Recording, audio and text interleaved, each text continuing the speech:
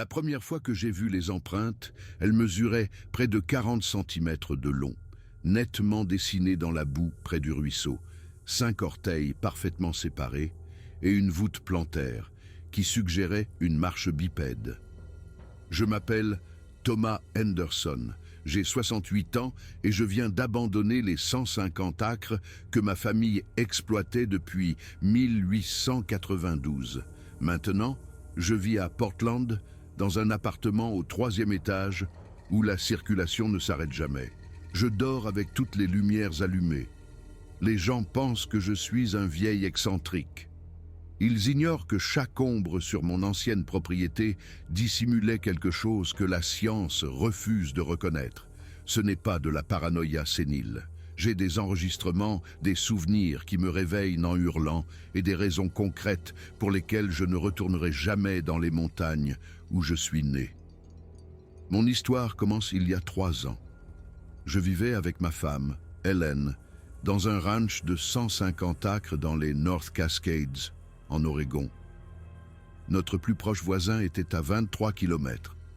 Nous élevions des moutons, cultivions des légumes et vivions en quasi-autarcie. Helen est décédée en mars, après 6 mois de lutte contre un cancer du pancréas. Nos enfants, Jennifer et Mark, sont venus pour l'enterrement et m'ont supplié de vendre le ranch.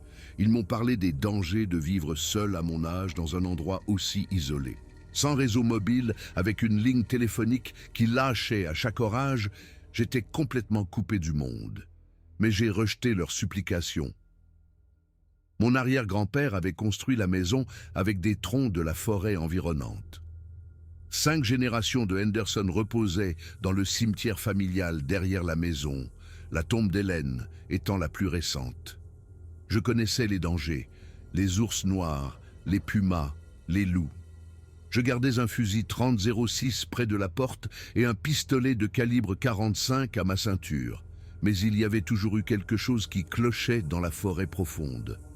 Au fil des ans, j'avais entendu des bruits qui n'étaient ni tout à fait animaux, ni tout à fait humains, des coups frappés sur du bois qui résonnaient à travers la forêt, des vocalisations qui ressemblaient à des appels de grands singes, mais avec une intelligence qui me donnait la chair de poule. Hélène balayait ces bruits d'un revers de la main et je finissais par me convaincre qu'elle avait raison. Après sa mort, quand le silence s'est installé dans la maison, j'ai commencé à y prêter plus d'attention.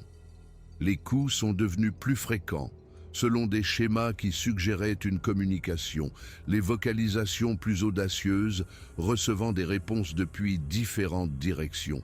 Le plus troublant, c'était les pas lourds, délibérés et bipèdes provenant de la lisière de la forêt après la tombée de la nuit.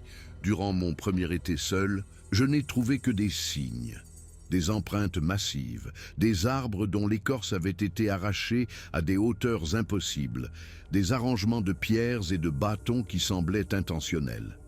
La première attaque a eu lieu fin juillet. Une jeune brebis, le cou tordu à un angle impossible, sans marque de griffes ni signe d'attaque d'ours. La carcasse n'avait pas été dévorée. 3 semaines plus tard, j'ai perdu 7 poules en une nuit. Le cou brisé net, les corps disposés en cercle, aucune trace de traînage, aucune trace de prédation. Quelque chose était passé à travers le grillage et les avait tués par plaisir. J'ai renforcé le poulailler avec du grillage plus épais et installé des lumières à détecteur de mouvement. Quand Mark est venu me rendre visite, il a suggéré d'installer un piège photographique à vision nocturne infrarouge. Le premier mois, il a filmé des ratons laveurs, des cerfs et des renards. Je me suis détendu, convaincu que le prédateur était parti. Mais à mesure que septembre laissait place à octobre, quelque chose a changé. Les bruits habituels de la faune ont diminué, remplacés par un silence anormal. Les moutons sont devenus nerveux, se regroupant près de la bergerie et fixant la lisière de la forêt avec intensité. Les coups sur le bois sont revenus en force, avec des motifs qui s'apparentaient à une communication codée. Les vocalisations étaient des appels gutturaux et profonds, qui combinaient des éléments humains et animaux avec une intelligence indéniable. La caméra a capturé des anomalies, des ombres massives se déplaçant en bordure de cadre, des signatures thermiques bipèdes bien plus grandes que n'importe quel humain, des yeux brillants réfléchis par le flash infrarouge, placés trop haut et trop écartés pour n'importe quel animal connu. La présence devenait plus audacieuse chaque nuit, se rapprochant de la maison. Quelque chose étudiait mes routines, apprenait mes habitudes. La 3e semaine d'octobre, je dormais avec le fusil à côté de mon lit. L'isolement qui m'avait autrefois apporté la paix ressemblait maintenant à de la vulnérabilité. Les moutons avaient abandonné les pâturages proches de la forêt, terrorisés. J'ai envisagé de fuir, mais c'était ma maison, la terre de ma famille. La décision de rester allait être à la fois la plus courageuse et la plus stupide de ma vie. Le 26 octobre a commencé normalement. J'ai nourri les animaux, fendu du bois, dîné d'un ragoût de cerf. Vers 21 heures, j'ai remarqué le silence inhabituel. Pas de grillons, de hiboux, ni de bruissement d'animaux. Même le vent était tombé. J'ai vérifié les serrures, m'assurant que les fenêtres étaient bien fermées et que mes armes étaient chargées. Je me suis réveillé plusieurs fois cette nuit-là, jusqu'à ce que, finalement, à 2h34 du matin, l'épuisement me plonge dans un sommeil profond. Je me suis réveillé dans un silence encore plus profond. Pas de chant d'oiseaux, pas de bêlement de moutons. La fenêtre de la cuisine donnait sur le poulailler, dont le grillage avait été arraché comme du papier d'aluminium, enroulé en lanières qui témoignaient d'une force incroyable appliquée avec précision. Des plumes ensanglantées flottaient dans la brise. 30 poules s'étaient endormies. Il ne restait plus que 6 survivantes traumatisées. Le carnage n'était pas l'œuvre de renards. C'était une destruction systématique, exécutée avec malveillance. Les images de la caméra ont fait voler en éclats ma vision rationnelle du monde. À 23h52, une silhouette humanoïde massive a émergé de la lisière de la forêt. 2,70 m de haut, le corps couvert de poils sombres, des bras qui pendèrent presque jusqu'aux genoux, de larges épaules, une tête sans cou visible. Mais c'est l'intelligence de ses mouvements qui m'a terrifié. Elle s'est approchée avec une intention délibérée, examinant le grillage avant de le démanteler systématiquement. Ses mains travaillaient avec la précision d'un maître artisan, arrachant le fil de fer épais comme du papier. Pendant 35 minutes, elle a tué, rapidement et efficacement. Brisant les coups d'un geste désinvolte, elle a tué bien plus qu'elle ne pouvait manger, laissant la plupart des corps intacts. Elle semblait prendre plaisir au massacre. Le plus troublant fut le moment où elle a regardé droit vers la caméra. Ses yeux réfléchissaient le flash infrarouge comme des braises. L'intelligence dans ce regard était indubitable. Elle savait qu'elle était filmée et s'en fichait. Elle se donnait en spectacle, démontrant sa puissance. Sasquatch, Bigfoot étaient réels et ils chassaient sur ma propriété, étudiant mes routines. Le téléphone le plus proche se trouvait à Cascade Falls, à 30 km de là. J'ai mis la caméra dans mon pick-up et j'ai conduit jusqu'au village. David Miller a regardé l'enregistrement 2 fois. Quand la créature a fixé la caméra, il a reculé comme si elle pouvait l'atteindre. Il m'a suggéré de contacter le poste de garde forestier à Government Camp. La conversation fut brève et frustrante. Quand j'ai mentionné le Sasquatch, le ton a changé. Le garde forestier a suggéré que j'avais filmé un ours, un jeu de lumière. Quand j'ai insisté sur le fait que la créature était clairement bipède et intelligente, il m'a informé que le service des forêts s'occupait de vrais problèmes, pas de fantasmes. Si je rencontrais des problèmes de santé mentale liés à l'isolement et au deuil, je devrais chercher une aide appropriée. L'appel s'est terminé brusquement. L'expression de David avait viré à la gêne. Il me connaissait depuis 25 ans, mais maintenant, il me regardait comme si j'avais perdu la tête. Quand il a suggéré que le stress m'avait affecté, j'ai su que j'étais seul. Le trajet du retour m'a paru une éternité. Quand ma maison est apparue, les moutons avaient disparu. Quelque chose les avait effrayés et poussés dans les recoins, les plus profonds de la forêt, ou pire. Les 3 semaines suivantes se sont écoulées dans une anxiété croissante. J'ai remplacé le poulailler par une structure renforcée, une véritable forteresse grillage d'acier, double serrure, détecteur de mouvement. Mais je savais que si la créature voulait détruire mes défenses, rien ne l'arrêterait. J'ai repositionné la caméra et les images ont révélé une propriété en état de siège. Des empreintes massives, de l'écorce arrachée à des hauteurs impossibles. Des arrangements de pierre qui indiquaient une intelligence. La créature était toujours là, observant, planifiant. Les moutons avaient disparu. J'ai trouvé des os éparpillés, des cages thoraciques nettoyées, des os de pattes fissurés pour en extraire la moelle. La destruction était trop efficace pour des charognards naturels. Quelque chose doté d'une intelligence de niveau humain éliminait systématiquement mon bétail. L'isolement me pesait. Sans Hélène pour me rattacher à la réalité, je me sentais glisser vers la paranoïa. Je me parlais constamment à moi-même. Je comblais le silence avec la radio et la musique. La maison ressemblait à une prison. J'ai commencé à élaborer des plans d'urgence. Je gardais un sac prêt, le réservoir plein, et je répétais mentalement le trajet jusqu'à l'autoroute. Mais j'ai attendu trop longtemps. Le 14 novembre s'est levé, gris et glacial. La batterie de la caméra était morte et j'ai passé la matinée à la remplacer. Alors que l'après-midi déclinait, un sentiment de catastrophe imminente est devenu écrasant. La forêt trop silencieuse, l'air trop calme, les ombres trop profondes. L'obscurité est tombée, apportant avec elle des coups sur le bois plus urgents, plus agressifs. Des réponses provenaient de multiples directions. Ils communiquaient, se coordonnaient. Vers 22 heures, les vocalisations ont commencé. Des appels gutturaux qui m'ont hérissé les poils sur les bras. J'ai compté au moins 4 voix distinctes. Puis les pas ont commencé, des bruits de pas lourds, délibérés, encerclant la maison à une 50aine de mètres. Je suivais les sons, guettant le moindre mouvement dans l'obscurité.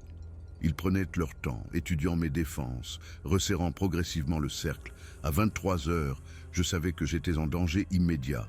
Quand l'un d'eux est entré dans la lumière, j'ai aperçu une fourrure sombre et des yeux qui brillaient comme du métal poli. J'ai attrapé mon sac, vérifié mon pistolet et me suis dirigé vers la porte de derrière, où se trouvait le pick-up.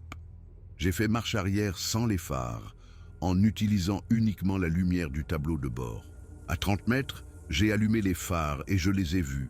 3 silhouettes massives émergeant de la forêt, se dirigeant vers la maison. Sous les phares, elles étaient encore plus terrifiantes.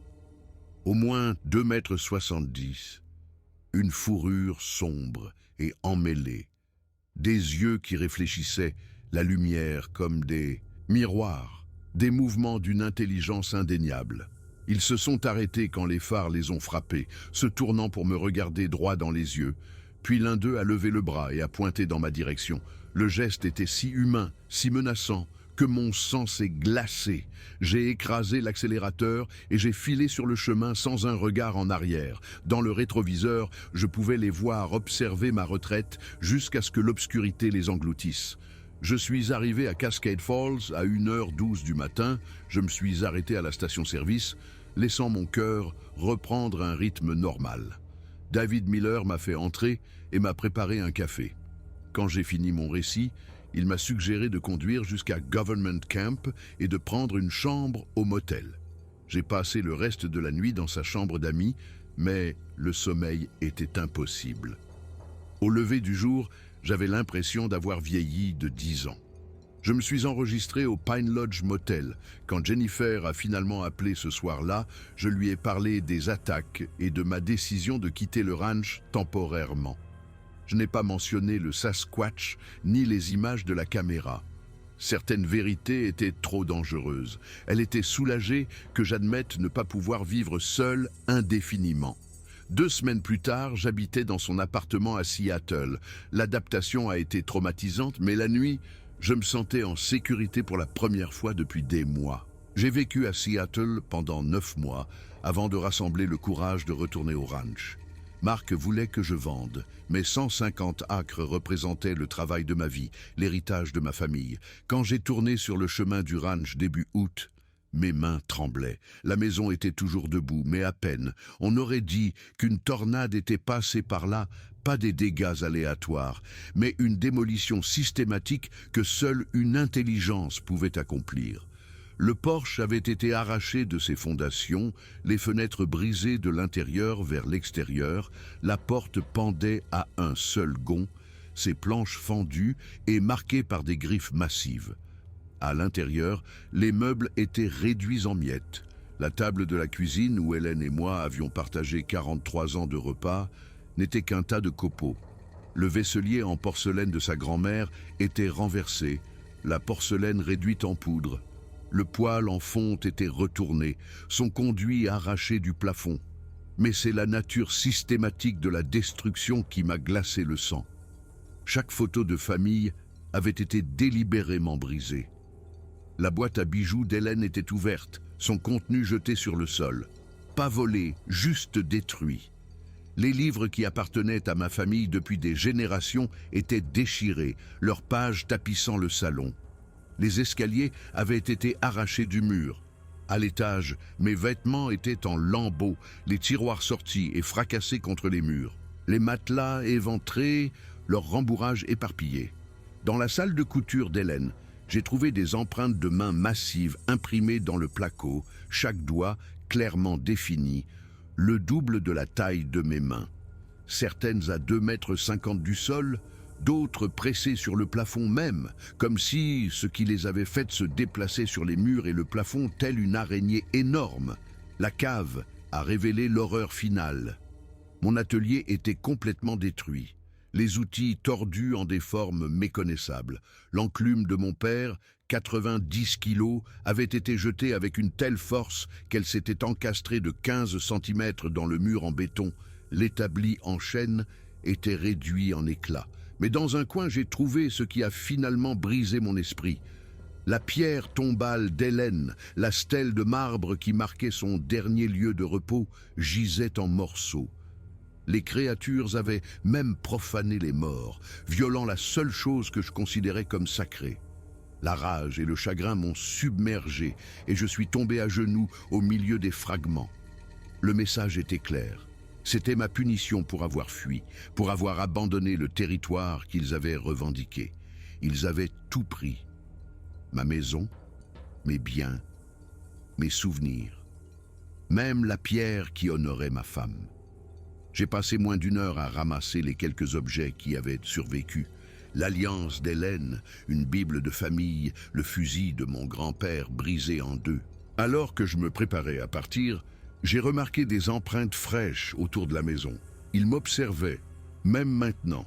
La pensée qu'ils pourraient planifier une autre rencontre m'a fait courir vers le pick-up avec une urgence qui frisait la panique. Je n'ai jamais signalé la destruction aux autorités. Comment aurais-je pu expliquer que ma maison avait été démolie par des créatures qui, officiellement, n'existaient pas?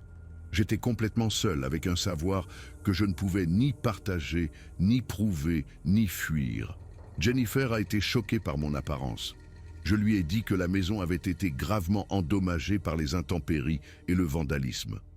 Le mensonge est sorti facilement, mais la vérité aurait détruit ma crédibilité. Marc m'a aidé à finaliser la vente. Le prix était bas et en 3 mois, l'acte de propriété a été transféré à un jeune couple de Californie. Je ne les ai jamais prévenus. Ils auraient rejeté mon histoire, la considérant comme le délire d'un vieil homme sénile. De plus, peut-être que les créatures laisseraient les nouveaux propriétaires tranquilles. C'était un espoir lâche, mais un espoir tout de même. L'argent m'a permis d'acheter un appartement à Seattle. J'ai rempli mes journées en faisant du bénévolat à la bibliothèque. Mais les nuits restaient difficiles. Les bruits de la ville ne parvenaient pas à masquer complètement les souvenirs des coups sur le bois résonnant à travers les forêts silencieuses. Le sommeil ne venait qu'avec des médicaments sur ordonnance. 4 ans ont passé depuis que j'ai abandonné le ranch. J'ai appris à fonctionner dans un monde qui n'a pas de place pour la vérité que je porte. Je souris quand les gens parlent de Bigfoot comme d'une légende folklorique. Je suis devenu doué pour changer de sujet, mais je suis les nouvelles de l'Oregon de manière obsessionnelle. Le printemps dernier, Un randonneur a disparu sur le mont Hood. Son campement a été retrouvé saccagé, mais son corps n'a jamais été retrouvé. Le rapport officiel a blâmé un ours, mais la description m'a rappelé trop fortement mes propres expériences. Il y a 8 mois, j'ai reçu un appel de David Miller. Le couple qui a acheté mon ranch avait tenu moins d'1 an avant d'abandonner la propriété. Il lui avait parlé de bruits étranges, de bétail qui disparaissait, de matériel détruit. Quand David a décrit leurs expériences, j'ai senti le frisson familier. Les créatures étaient toujours là, protégeant toujours leur territoire. Le ranch reste vide maintenant, officiellement en vente, sans attirer d'acheteurs. Les agents immobiliers murmurent que la propriété est maudite. Le prix baisse tous les quelques mois, mais même les acheteurs désespérés sentent que quelque chose ne va pas. Je conserve les enregistrements du piège photographique sur une clé USB cachée dans mon placard. La seule preuve de ce dont j'ai été témoin. La créature savait qu'elle était filmée et voulait que je voie de quoi elle était capable. Elle voulait que je comprenne que je ne vivais sur son territoire que par sa tolérance. Jennifer s'inquiète pour ma santé mentale. Elle me suggère une thérapie. Marc appelle chaque semaine. Ce sont de bons enfants, mais ils vivent dans un monde où les monstres n'existent que dans les films. J'ai envisagé d'écrire tout ce que j'ai vécu, mais qui croirait un tel récit? La communauté scientifique rejette ces rencontres comme des erreurs d'identification. Les forces de l'ordre traitent de tels rapports comme la preuve d'une instabilité mentale. Alors je reste silencieux, portant un savoir qui devient plus lourd chaque jour. Quelque part dans les montagnes du nord de l'Oregon, des prédateurs intelligents détiennent un territoire où les humains entrent à leurs risques et périls. Ils possèdent la ruse nécessaire pour éviter la détection scientifique et la force pour éliminer toute menace. Ils se souviennent des visages, sont rancuniers et font preuve d'une capacité de vengeance méthodique qui témoigne d'une intelligence égale ou supérieure à la nôtre. Les images de la caméra ont documenté l'existence d'êtres qui défient tout ce que nous croyons savoir sur le monde naturel, des créatures qui possèdent les pires qualités de la nature humaine et animale. Elles sont patientes, intelligentes et totalement impitoyables pour protéger ce qu'elles considèrent comme leur. J'ai eu de la chance de m'en sortir vivant, le jeune couple a eu la chance de reconnaître le danger avant. Donc qu'il ne soit trop tard. Mais d'autres ne seront pas aussi sages. La nature sauvage est vaste, et ces créatures ont appris à exploiter l'arrogance et le scepticisme humain. Elles savent que nous ne croirons pas les survivants, que nous ne prendrons pas de précautions contre des menaces que la science refuse de reconnaître.